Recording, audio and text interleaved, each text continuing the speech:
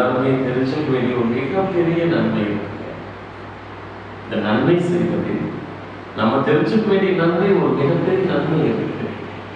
நன்மை செய்வதற்கு அல்லது நல்ல காரியம் செய்வதற்கு நம்ம நல்ல நாள் குறிக்கணுங்கிற அவசியமே கிடையாதுங்க. என்னைக்கெல்லாம் நம்ம நல்லது செய்கின்றோமோ அன்னைக்கெல்லாம் இந்த உலகத்திற்கு நல்ல நாள் தான்.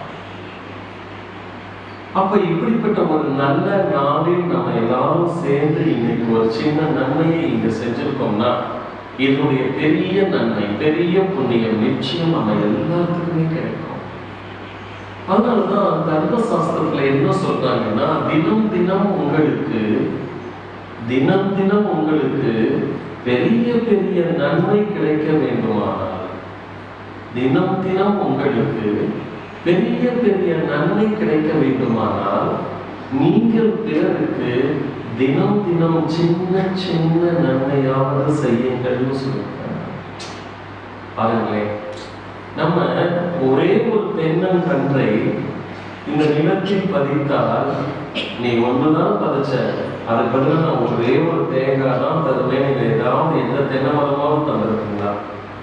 நம்ம ஒரு தென்னங்கன்றை பூமியில் பதித்தால் அது வாழ்நாள் முழுவதும் நமக்கு ஆயிரக்கணக்கான தென்னங்காய்களை தருவது போல இந்த பூமியில் மனிதர்களாகிய நாம் ஒரு நாளைக்கு ஒரு சிறு நன்மையை செய்ய உறுதி எடுத்துக் கொண்டால் போதும், நம்முடைய தலைமுறை, பரம்பரை, வம்சம் அனைத்தும் நன்மையோடு வாழ.